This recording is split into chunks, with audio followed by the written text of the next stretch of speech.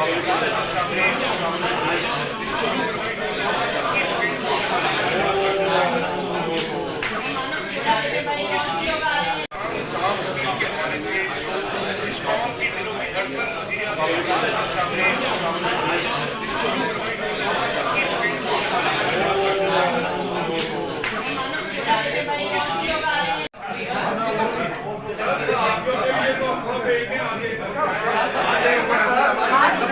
साहब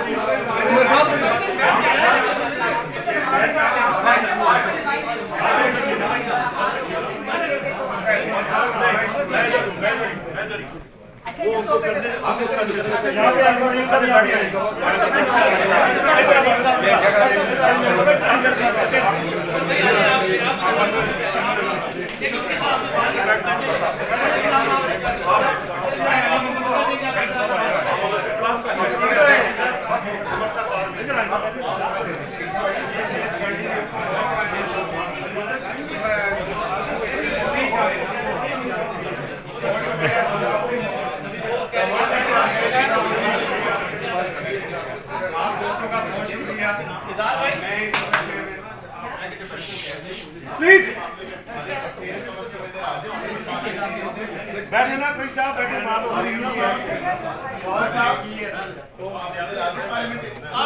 आप करें आप दूसरे सोफे पे आ जाइए सर वो करेंगे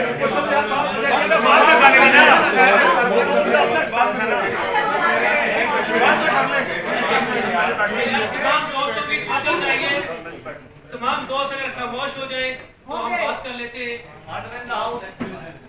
मैं सबसे पहले असद जो साहब जैसे कंडक्ट कर रहे हैं तो ये जैसे कहेंगे उस तरीके से हम बात करेंगे। चेयरमैन वाकआउट कमेटी साहब हमारे दोस्त हैं, हम इन्हें वेलकम करते हैं अपने दरमियान। आप हमारे दरमियान आए। चेयरमैन वाकआउट कमेटी हमारे अली शेख साहब हैं, जरा इशू से आगाह करते हैं सर। बिस्मिल्लाहिर्रहमानिर्रहीम। सब साथियों का सबसे पहले तो वाकआउट करने पे और इतनी बड़ी तादाद में अच्छे आजकल जिस तरह वहाँ में भी काम नहीं होते तो यहाँ भी साथी कम ही तादाद होती है।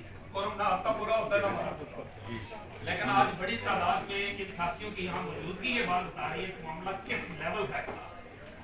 पहले ही बेरोजगारी जो है वो किस लेवल पे जा चुकी है सबके सामने है। बजट दस्तावेजात में जिस तरह बेरोजगारी का फिगर आया वो भी आपके सामने है।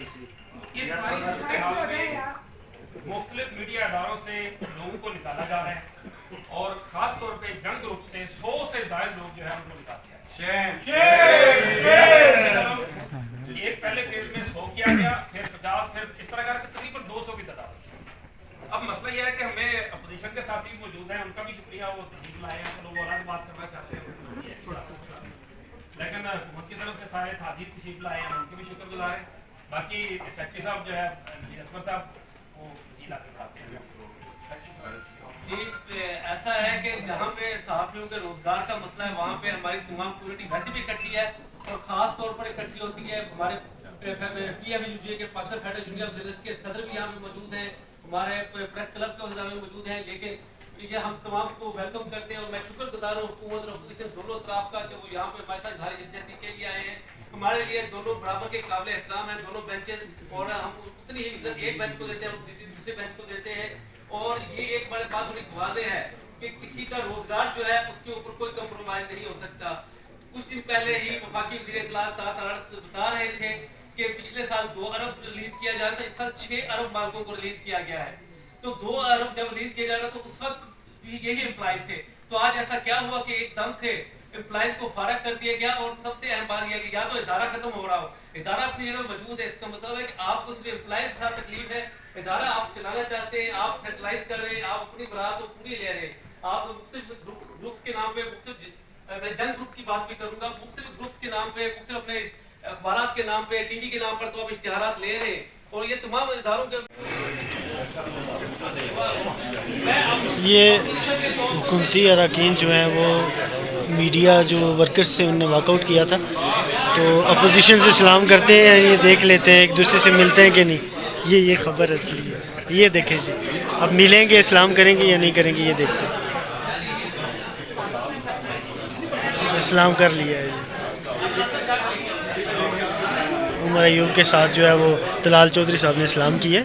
हम यही इसी चीज़ का वेट कर रहे थे कि अब इस्लाम का पटेल साहब आ रहे हैं तो क्या इस्लाम होगा या नहीं होगा।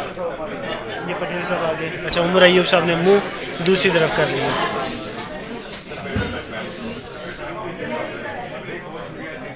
ये क्यानी साहब आए, हज़रत क्यानी साहब, वो हाथ मिलाते हैं या नहीं मिलाते ये भी देख लेते हैं।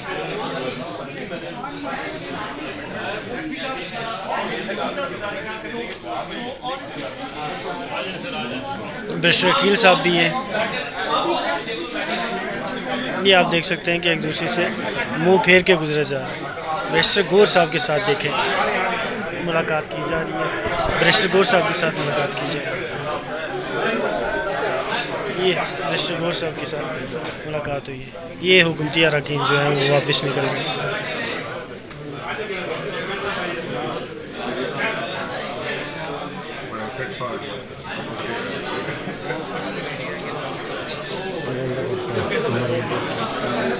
वापस हुआ ये है कि जो हुकूमती अरकान थे वो स्टेज पे बैठे, अपोजिशन ने उनके साथ बैठने से इनकार किया। अभी जो अपोजिशन अरकान हैं वो दोबारा से स्टेज पे विराजमान होने लगे। ये उमर अयूब साहब है, बैरिस्टर गौर साहब है, शंदाना गुलजार साहब है। ज़्यादा अच्छी बात नहीं है, ना रिकॉर्ड हो तो बेहतर है।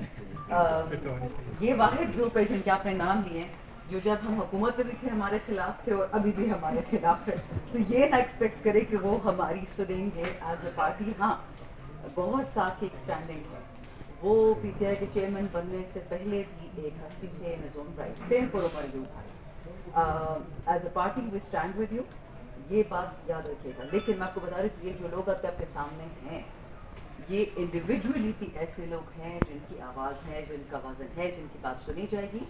लेकिन ये एक आदत बन चुकी है कि जहाँ कमज़ोर दिखोगे उस पर कदम रखना पड़ेगा। ये एक ऑलमोस्ट नेशनल रिस्पॉन्सिबिलिटी बन गई कि गरीब को मारो या जिसकी आवाज़ ना हो।